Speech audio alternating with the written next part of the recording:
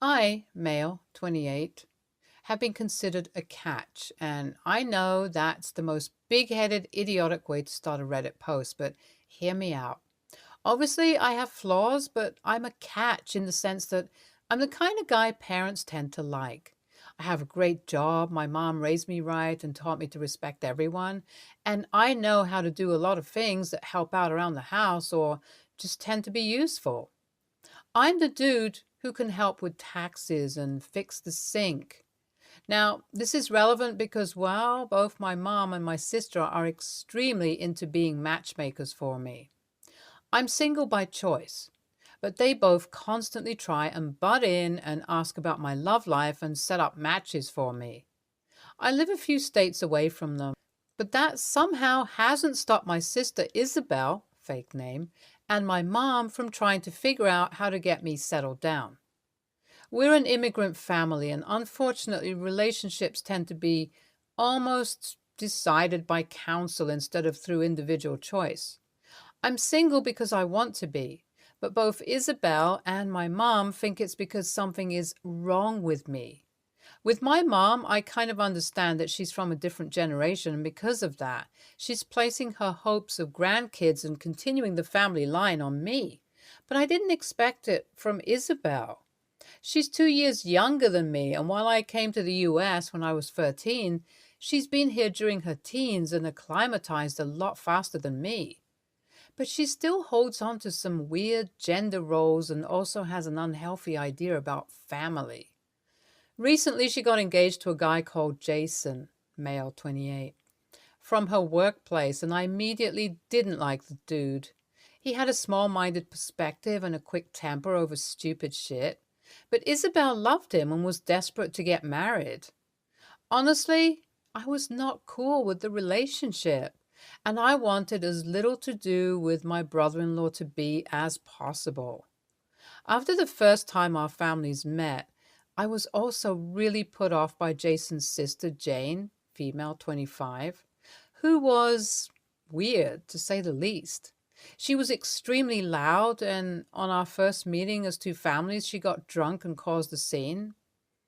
I later found out through sheer coincidence that one of my buddies from work had dated her since she went to the same high school as him. I was morbidly curious, and he confirmed the story after I found Jane's socials. Apparently, she had used him for money, emotionally manipulated him into running away together when they were 16, and then left him at a gas station to go off with some other dude. She had issues, and I only saw the tip of the iceberg. Weird as it was, I thought, oh well, I'll barely have to interact with her, and she's not family, so it's not a big deal. If anything, it just made me realize why Jason is the way he is because of his kind of crazy family. I did tell Isabel about it in a kind of backhanded way of warning her away from her engagement with this guy, but it didn't stop them from heading towards marriage.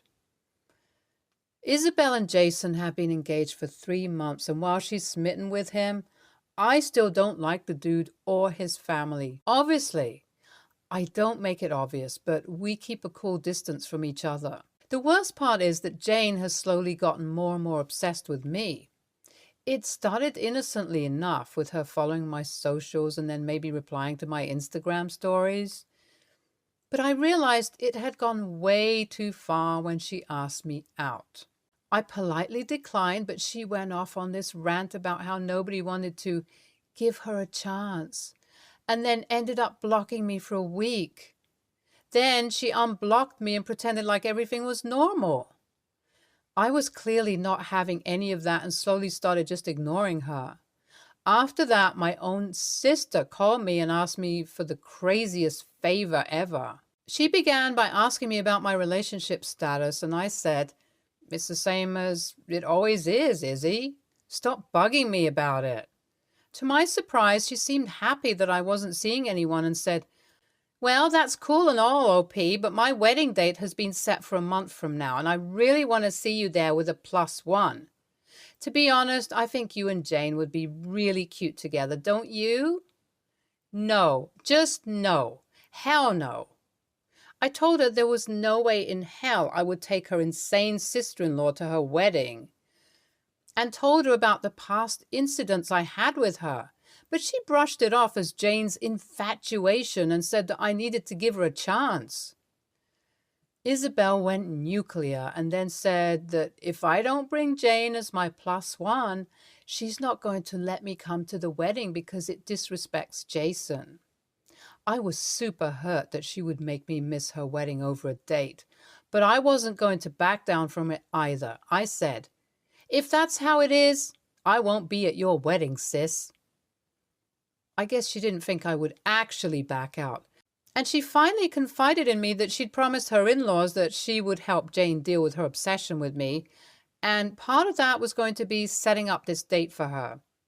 That was honestly a trashy move, but I still said I wasn't going. And now my sister is blowing up at me for ruining her relationship with her in-laws, Jane, and even Jason. AITA for not sucking it up for one date with Jane? Update 1. I got a call from my mom, and it turns out that she's well aware of the situation Isabel asked for her help in convincing me. She was surprisingly practical and said that even if I wasn't attracted to Jane, I should just deal with her for the wedding so that it could go through smoothly. She then tried to guilt-trip me by telling me how Isabel had built me up as the perfect partner for Jane, how Jane had so much trouble with men, I wonder why, and how I was basically required to take her out just to keep the peace. I was kind of wavering at this point and thought, how bad could it be? I told my mom I'd think about it, but that I was only doing this so that Isabel could have her wedding.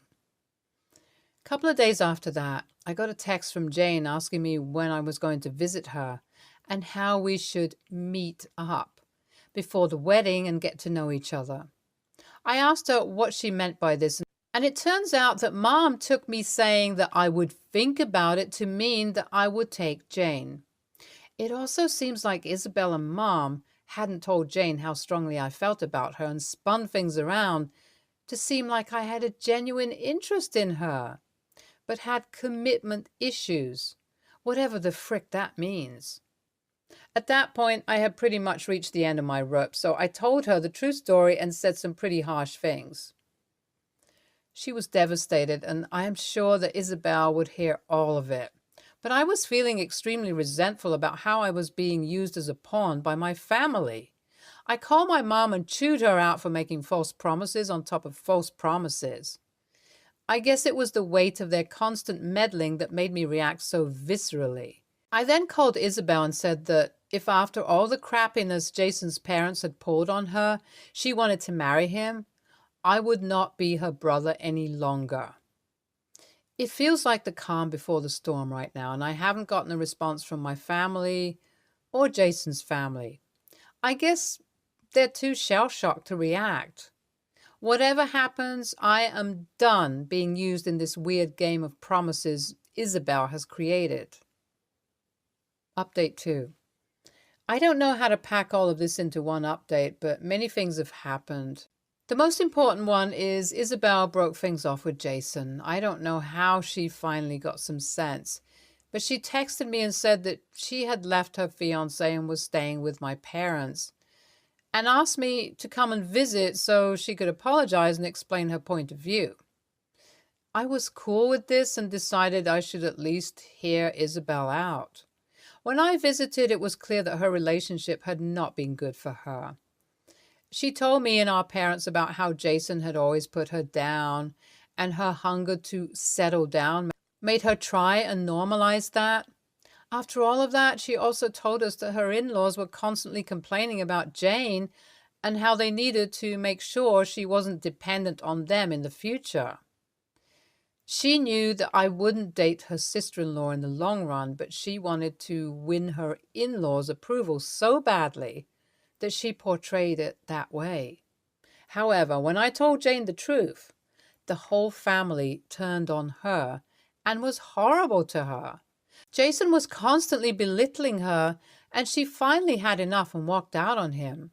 I consoled her, and even my mom apologized to Isabel because she was super pushy when it came to settling down to my sister as well, not just me.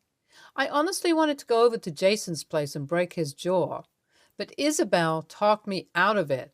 Instead, she promised that she was completely no contact with them, and if Jason ever tried to initiate contact with her again, she'd go for a restraining order. I'm glad that whatever happened, my sister is no longer in a toxic relationship. Yeah, the things she did and the way she tried to set me up with Jane were really problematic. But at the end of the day, it's something we'll get through as a family. We'll talk about it once my sister has processed her hurt, and I will be sure that I also make my point of view understood. YTA, bro. It's not a big deal. It's not like Jane can ruin your entire life over the course of one weekend. Just think of it like a white lie. Isabel doesn't expect you to marry her sister-in-law. Edit. Nah, just read the updates. Changing it to NTA. Jason's whole family is cuckoo. NTA, it's not healthy for you or Jane. I'm sure she's a troubled person, but if she got to know that you only dated her as a favor, it would blow up beyond control. It's better that you stay honest even if it leads to not attending your sister's wedding. Next story. I, 22, female, have been getting tattooed since I turned 18. I have always loved the art of tattoos, and I'm also someone who likes body modifications in general.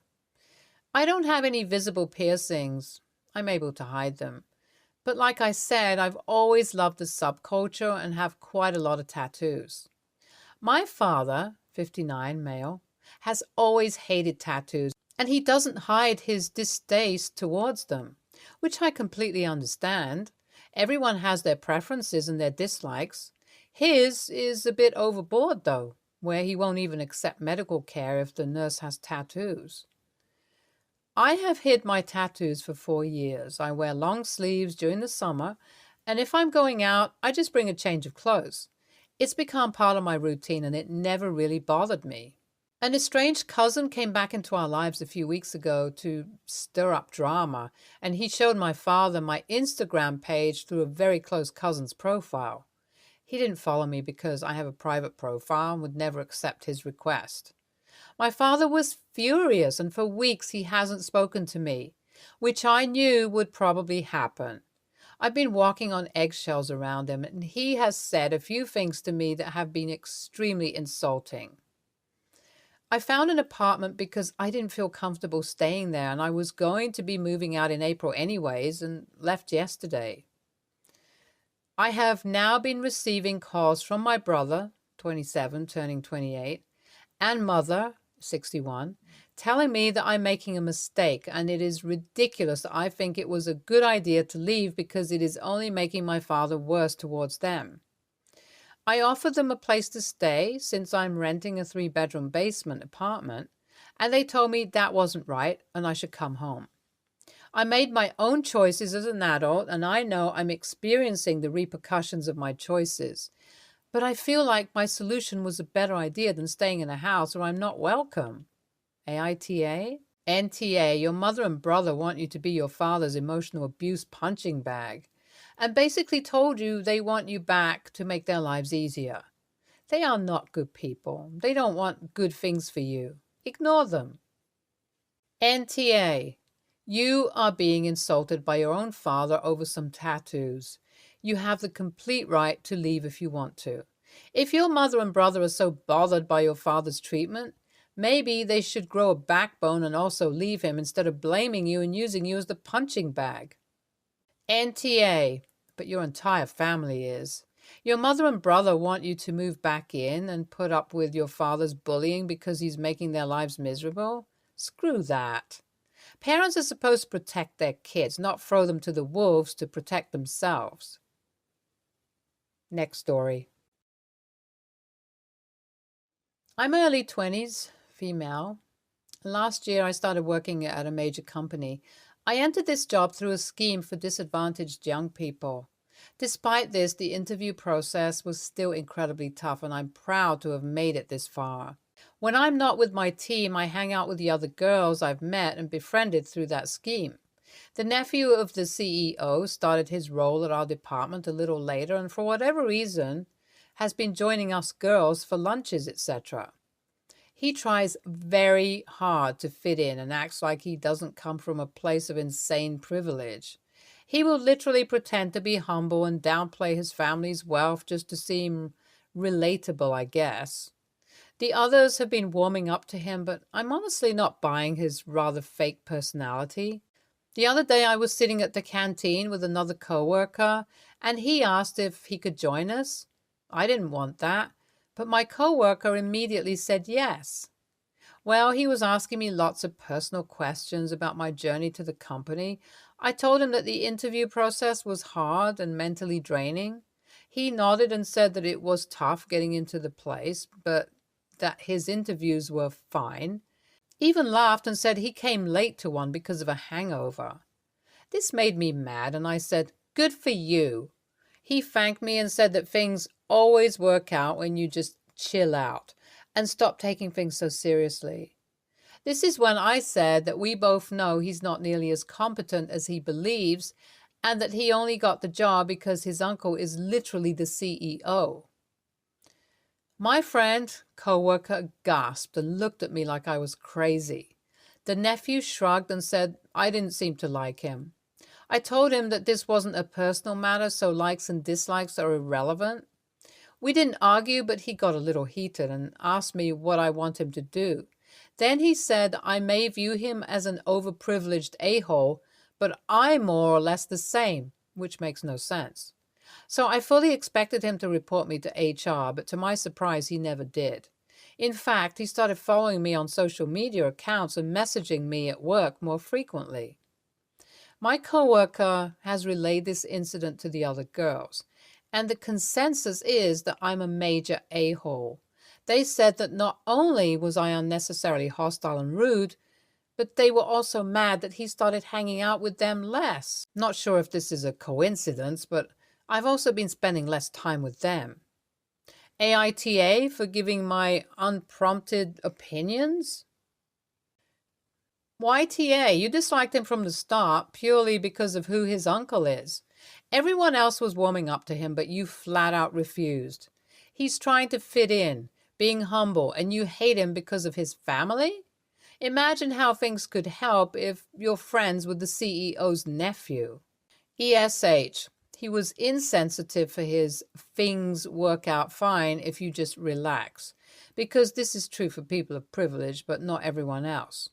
And you were rude to say he's incompetent and undeserving of his job, because it can be true that he only got the job because of his uncle and that he's actually competent at the job. Everyone here could have been a lot more diplomatic, but you were overtly rude. 100% YTA, you judged him for something he has zero control over. And let's put this into perspective. 1. You both had a leg up in order to get interviewed. 2. You have zero knowledge of what his interview process was, and speaking from experience, family members are very often held to higher standards in the family business. 3. He's making an effort to be kind and connect with his colleagues, and you are just being the biggest cockblock to him, having a normal work-life experience in the company. I'd say you are jealous and you need to stop it yesterday. Not cool. Edit. Thank you for the awards and thank you for the conversation. All good points. My opinion was definitely colored by OP's obvious dislike and probable prejudice against this guy. I'm not sold on the telling of the tale, particularly on the bit about a guy coming in hungover and late, but still getting the job. Next story. All right, so my son, 17, has weekly therapy appointments that I take him to. Unfortunately, my husband let our daughter borrow his car and then had an emergency at work, so he had to use my car, so my son and I had to take the bus. It wasn't ideal, but I'd rather the bus than miss an appointment. While it isn't my place to share why he goes to therapy, I will say that he will often forget to eat. I usually make sure he's fed, but due to the mess in the morning, it slipped my mind.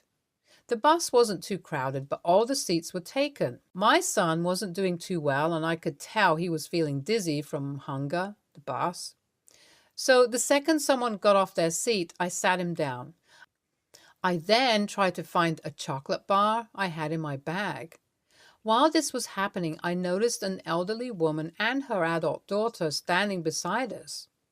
I didn't pay much attention until the daughter tapped me on the shoulder. She asked if my son could move so that her elderly mother could have a seat.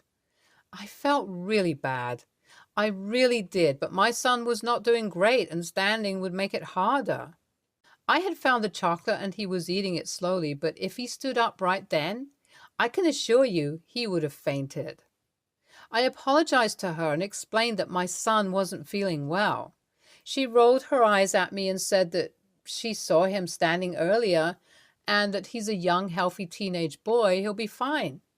I apologized once again and told her that he wasn't feeling well, and that if he was, then he himself would have offered her a seat. The daughter told me to look at her mother, and I admit the poor woman looked really tired. But I couldn't. My son had started to lean against me, so I told the woman one last time that I was sorry and to ask someone else. I then heard them both whispering and calling me an entitled bitch. And when we got off the bus, a woman who got off with us said that a teenage boy can handle standing more than an elderly woman can, and that she hopes someone treats me like that when I'm her age. My son was so out of it, I don't think he even noticed or cared, but I can't get this off my mind. AITA? A totally unrelated woman thought I was along with the two. I wasn't sitting down and did not have a seat. NTA. Having an invisible illness is the pits. For just this very reason, I too get these crashes on occasion, and there's no choice to it. If I don't sit down and get something in me, a Gatorade if nothing else, I will pass out. I've been this way all my life, thin and chunky, and yes, have been to billions of doctors over it. Slight exaggeration. 99% of the time I manage it well, but sometimes forget to eat or think it's been a lot less time since last eating than it has been. Was every other seat taken by an elderly person? Seems ridiculous that your son had the only seat on the entire bus that could be given up. While it may not be your place to say what the issue is, or that you should even have to defend not giving up his seat, in situations like this, it might just save the fuss to say, sorry, we are on our way to a medical appointment and my son is not doing well. I'm sure there is someone else on the bus who is capable of standing and can give up their seat. But my son has a medical issue right now and he cannot stand. Hell, when I was 9 months pregnant, I gave my seat up to an elderly man. I'm sure there was someone else, but you were unfortunately stereotyped and targeted because of his age. NTA. Stay tuned for more stories from our girl relationships.